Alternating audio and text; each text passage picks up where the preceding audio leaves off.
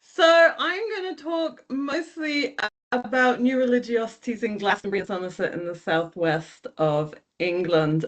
This is part of ongoing research that I started in January 2026. So first of all, I must thank the ESRC for the funding I've received. I started in January of this year. It goes on to the end of next year. But I should also, as a caveat, say I did only start in January and it is now only May. So I'm not presenting myself as having a completed research project. This is very much research in progress. And I'm sure there's plenty of people here who know more than I do about Glastonbury. I already saw Marion Bowman in the chat, so there we go. And, paganism. But what I'm going to talk about is specifically this idea of religiosities and what that means and how we can kind of divide up different forms of religion and spirituality and what it does when we cut things in different ways. Um, so in Glastonbury, it is very common for the people there to sort of tout its spiritual diversity. I heard this pretty much from the first time I visited there, that there are between 70 to 80 different faiths and beliefs represented in this small Somerset town. The population of Glastonbury, at least according to the 2021 census, was 8,982 people. So there's not many people. So if there are 70 to 80 different faiths, this would be quite a high level of religiosity with a high level of spiritual diversity. And the people there do like to say that it is the most spiritually diverse town, perhaps in the world. So, for example, Vicky Stewart, who is a resident of over 30 years, she wrote a book called Normal for Glastonbury based on her blog of the same name. She said that over 70 different faiths, paths, and beliefs are upheld in Glastonbury, a greater concentration per capita than anywhere else in the world. And in her book, she was citing the website of the Pilgrims Reception Centre. The Pilgrims Reception Centre is an organization in Glastonbury. I checked their website now. They've moderated that claim a little bit, but they still talk in these terms, and this is the quote at the bottom from their website, taken 2026. Since time immemorial, people have journeyed to Glastonbury in order to immerse themselves in a deep cauldron of legend, romance, myth, and history. A centre of pilgrimage for millennia, this small Somerset market town has a powerful attraction, drawing people from different walks and paths of life from all over the world. The potpourri of independent shops, artisan cafes, and organizations set in a special landscape abound with diversity and experiences. With more than 70 practicing faiths and beliefs, Glastonbury of the 21st century has emerged as a place that reflects diversity and creativity. These can be seen within the wide and varied activities and colorful personalities that can be found in this vibrant, captivating place. So obviously they're selling Glastonbury there, but this is a claim that I heard over and over again, that there are these over 70 different faiths. I talked to one of the town councillors who's called Lokabandhu. He's Buddhist by faith, and he told me that he investigated this claim himself and counted over 75 different faiths. But he did admit to me that some of those faiths were just one person, that he was quite liberal in his interpretation of what counted as a religious faith. So with that, I responded with a little bit of curiosity to this claim, and I wanted to know more. So I looked at the numbers. So if you look at the census data, this is from 2021. For Glastonbury, it lists just over 3,000 Christians, slightly more, no religion. The other category, which has a number of different differentiations, was just 411 and just 228 pagans. So if you looked at the census data, you wouldn't get any sense that Glastonbury had any level really of spiritual diversity. Yet, if you read the ethnographic and the qualitative research about Glastonbury, one thing that's very clear is that Glastonbury is a pagan or spiritual town. So obviously there's Marion Bowman's work, but there's a more recent research project that I do want to mention called Spirits and Sources, which is from Brunel University. Their work looks at religiosities, and it's quite clear that it sort of falls into two broad groups. You've got Christianity on the one hand and sort of spirituality on the other. And Brunel's work, they look at spirituality using the term spiritual but not religious, and they look into the spiritual complexity of people who would otherwise list themselves as nuns on things like the census. So as people who study religion will tell you, the census is a very crude implement for actually understanding what religion is and what people are really doing. But what at least we can see from this contrast is that the spiritual diversity claim of there being 70 plus groups in Glastonbury depends on how religiosities are defined and then grouped. Would you, for example, group Catholics and Protestants together as Christianity, or are they two separate religions?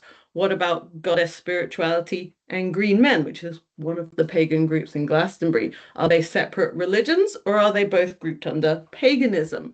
Does just one person constitute their own personal religiosity? One thing that is already clear is that quantification relies on definition, and has anyone who's ever studied paganism or spirituality for any extent of time will tell you paganism is hard to define. As Vivian Crowley says in her work, The Changing Face of Contemporary Paganism in Britain, paganism is made up of overlapping communities. So they're not like Christian denominations. They're often not mutually exclusive. Instead, people will often define as several different paths of paganism at the same time. And many also don't really like to define themselves at all. This is another thing that I hear as I'm doing my fieldwork in Glastonbury, is that they feel like it puts them in a box and they don't want to be in a box. As Crowley says, paganism is a religion of choice, and often that choice will then change throughout the life course. So people who start off interested in one path of paganism or one type of spirituality may then change over and over again, or a few times as they seek to kind of find what fits them. So one thing I have noticed since I've been doing fieldwork in Glastonbury is that the spirituality there does have this particularly sort of pagan flavor, and there are influences of the specific culture and history of the Southwest. And also, I think the individualism of British society more generally. There's lots of different ways you could trace individualism in Britain and its history. For example, Alan McFarlane talks about this in his work. He's an anthropologist on how capitalism emerged in the particular way it did in Britain because of the individualism that was already present in British society. Or you can just think of someone like Margaret Thatcher, right? There is no such thing as society, just individuals and families. And that's something that I think is quite strong in this country. The way that individualism, and then also on top of that, the sort of overlapping communities of paganism works in practice in Glastonbury is often described to me by my interlocutors using a comparison with Monty Python. The People's Front of Judea, or the Judean People's Front. Someone I know who is an interlocutor of mine he calls himself a druid, but he also identifies with the Green Men of Glastonbury. He says that there's an ongoing argument about whether they are the Green Men of Glastonbury or the Glastonbury Green Men. This is a group of about 12 to 13 people, is what I've been told. And there's also various intra-group rivalries between the various different pagan paths. So, for example, the goddess spirituality groups, they have several different centers, a temple, different buildings in the town. They're seen as quite organized, whereas the druids have never managed to get an organized center going in the town itself.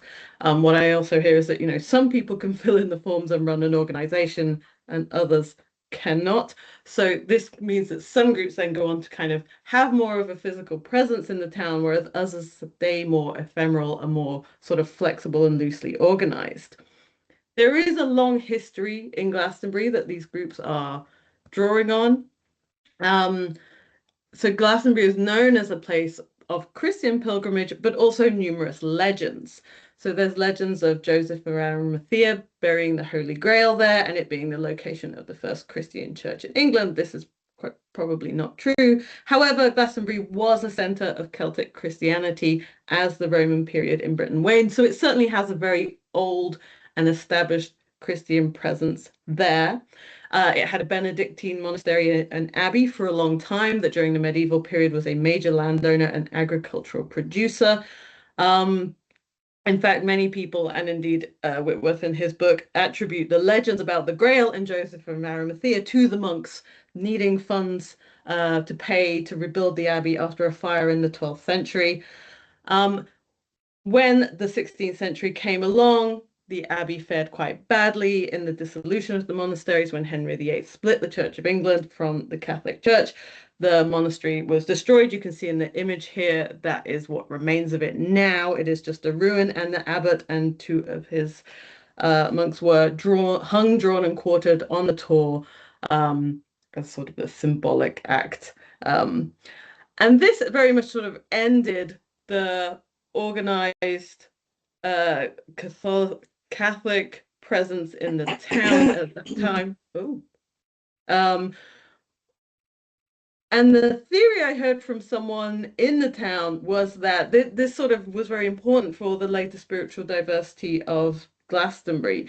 One of the local bookstore owners told me that, if you compare Glastonbury to nearby Wells, Wells is still a cathedral city. It still has this very strong presence of the church, whereas Glastonbury, because of what happened to the abbey, its spiritual heritage then became up for grabs, sort of like a free-for-all. And what they then received was successive waves of spiritual seekers that made it their home.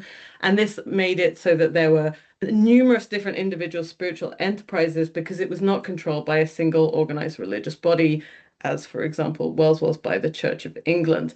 So Glastonbury became this spiritual and pagan center.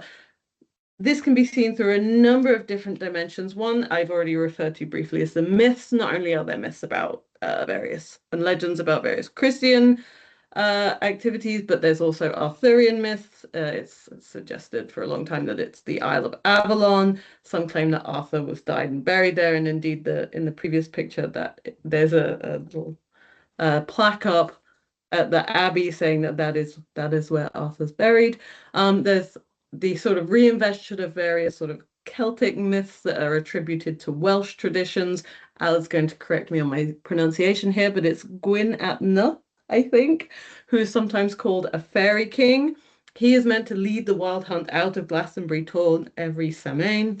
There's also associations to do with the landscape. Obviously, there's the Tor, which is in the top corner there, which is the hill, has the Tower of St. Michael upon it. There's also the Chalice Well and White Spring nearby. They're both springs. And in the current spiritual elaborations of Glastonbury, what is very commonly talked about is the ley lines. So these are meant to be lines of energy crisscrossing the whole planet that kind of concentrate spiritual energy and activity in certain places. And Glastonbury Tor, this hill that's in the center of the town, sort of is meant to be this focal point, and they're all coming out. You can get a map of the ley lines in the Pilgrims Reception Center if you want, and it shows them sort of spanning out from the Tor. So it's meant to be this place of enhanced spiritual energy because of the landscape. It is sometimes called the heart chakra of the world. There are other chakras around the world. For example, Mount Shasta in California is also meant to be one of the chakras of the planet, but Glastonbury is said to be the heart chakra, and the idea of chakras sort of lines up with this idea of ley lines, that there's certain intersection points where the energy becomes very powerful. People in Glastonbury also like to talk about it as where the veil is thin, so the veil between this world and the spiritual world is thinner, so then it's more possible to have spiritual experiences. There are also various astrological claims about Glastonbury, many of those coming from occultists in the early 20th century. Dion Fortune came to Glastonbury, and so did Catherine Maltwood. And Maltwood created this idea of the Glastonbury zodiac, which is that the landscape of Glastonbury corresponds to the constellations. That's what the map at the bottom corner there is showing. And this is something that's still used, for example, by a local astrologer who provides tours of the Glastonbury zodiac. It's called the Temple of the Stars, this landscape zodiac in Glastonbury, and the hills. So there's various hills around the Tor as well as the Tor itself, and they're meant to be in astrological alignment according to Mann and Gregory in the Star Temple of Avalon book they published in 2007. It is also, as I sort of mentioned, a site of pilgrimage for Christians for centuries, and then in the last century it attracts many more diverse groups such as occultists, pagans, witches, esotericists, and spiritual people, and just people also interested in political and ecological alternatives. Anarchists, for example, seem to be drawn to it, as well as sort of travelers and van dwellers. It has one of the highest rates per capita of people who live in vans and caravans in the southwest, higher than Bristol, even though the number in Bristol is higher. But also tourists now come as well in quite, at least again, in relative to the number of people who live in the town, quite high numbers. The question of who is a pilgrim and who is a tourist, and then which group is welcome, is a topic of some lively debate in Glastonbury of today, with some people preferring pilgrims who are coming for a spiritual purpose. But then, of course, how do you know what a visitor's purposes are? This comes to a head, especially on the May 1st celebration of Beltane, which is one of the Wheel of the Year events in the pagan calendar. It's the spring festival. It's meant to be about fertility. But the sort of feeling of people in the town now is very much, at least of the permanent residents, is that Beltane is sort of being taken over by tourists and people who sort of come there for what they call pagan lifestyle sort of performance. Um, I was told that when I went to Beltane, I would see many more green men than there are in the green men of Glastonbury. You can see, for example, this man in the top image there, who's sort of wearing this very elaborate cloak and leaves and horns. And he wasn't really part of the celebrations. He was just dressed up like that so people could take pictures of him. So lots of visitors come. You can see the maypole being taken through the town square at the bottom corner, and you can see everyone's there with their phones, kind of filming and taking pictures. So for a lot of the residents, they feel like some of the sacredness of the celebration of Beltane has been sort of undermined by the presence of these visitors and the sort of almost like performative aspects of people taking pictures to put on social media to show that they were there. Um, a number of events happen throughout the day in Beltane, most largely without coordination. It's different groups that organize different parts. There's a maypole, which you can see. It starts off in the morning. They bring it to that's the chalice well in the top corner, and then later on it goes to the site in the middle. You can see the ring around it. That's over by the Tor. And in between it kind of goes through the markets cross in the center of the town. So there's sort of different groups that do these different parts. And what I got told was that it just sort of happens. And there's also lots of side events. There's lots of people just doing their own thing. So for example, you can see people just sitting in meditation and contemplation around the chalice well in the bottom corner there.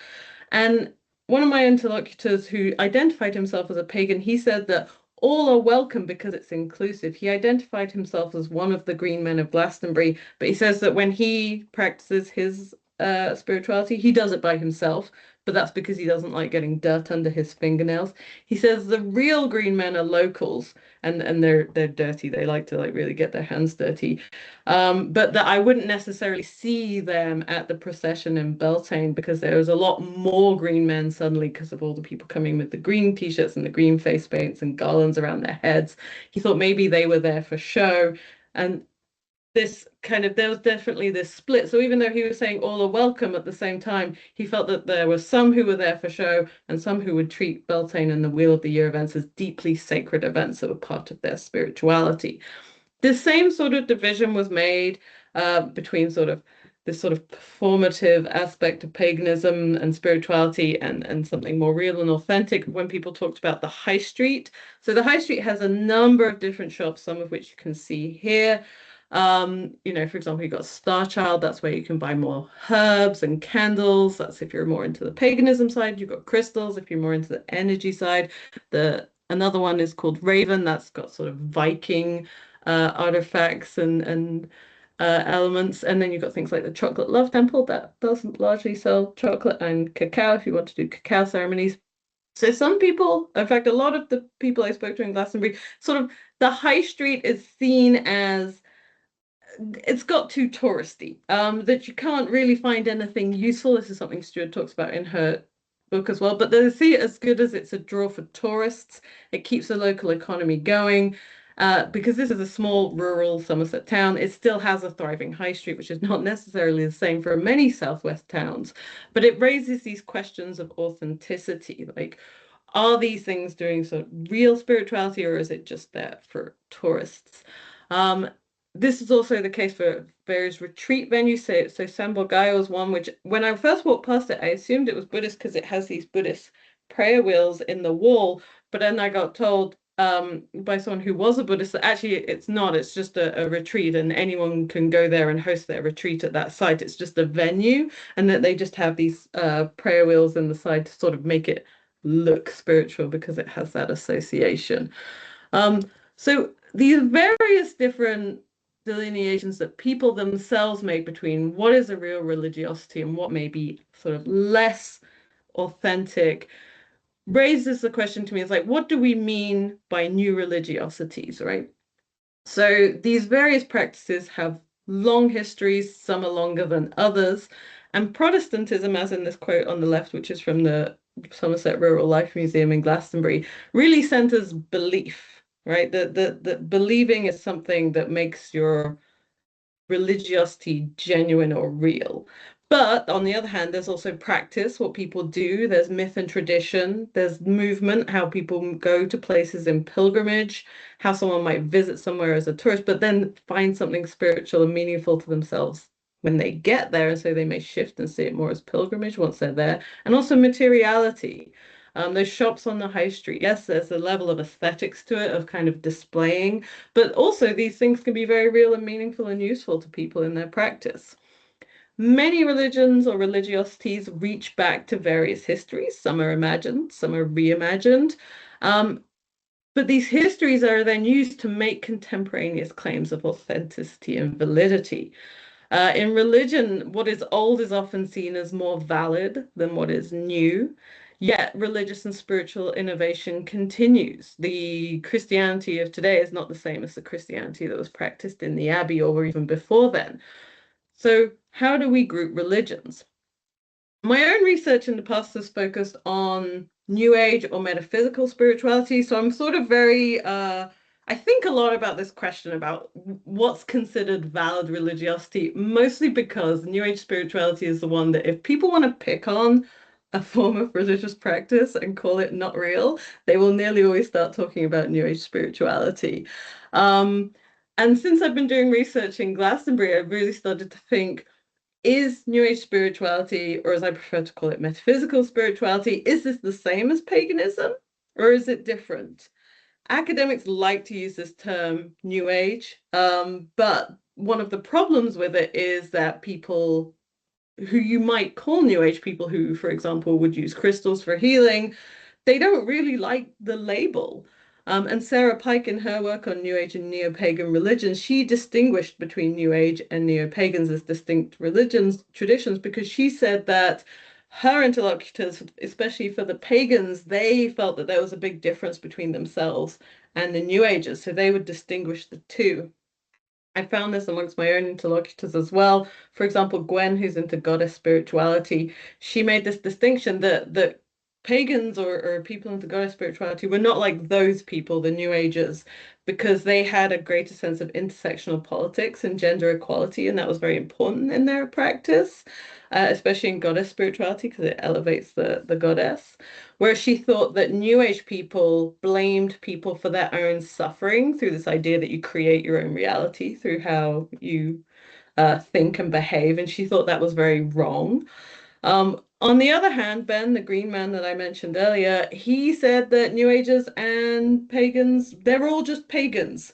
He says everyone can be a pagan. He called himself a pagan, and then he included pretty much every different group I could mention under the label paganism, druids, shamans, New Agers.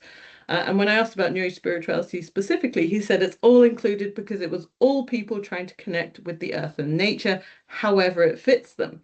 Because what was most important for him in paganism was actually freedom.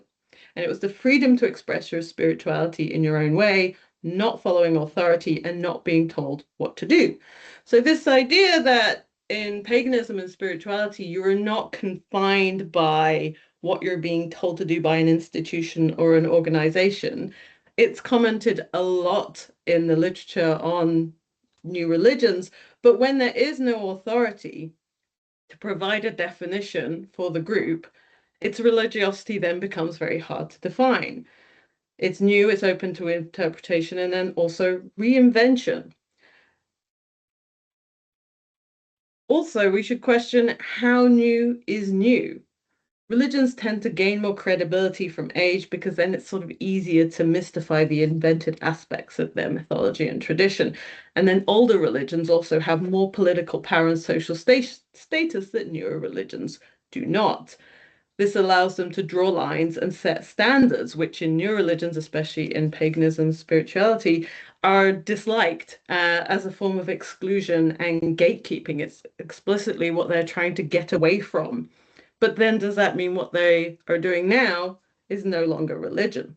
Which then, of course, brings me to this next question: what is religion? And I'm not going to claim I have an answer, but what I came to the conclusion of is that when people define their own spirituality or religion, they have different motivations from when scholars are defining religion. People define their own religion or their own spirituality in terms of what is meaningful to themselves. For some, that means excluding the religion entirely and saying what they do is spirituality. They're spiritual but not religious. Um, but that may not need, and so they may not need to connect that with anyone else or look at the historical or cultural connections between themselves and others because those things are not as important to them. However, when scholars are defining religion and spirituality and trying to put people in groups, they do look at these connections. And then they also seek to make these religiosities meaningful to others on the outside. And that this is a work of translation. And when you're translating, you often have to introduce new terms to make things more clear and meaningful to others on the outside.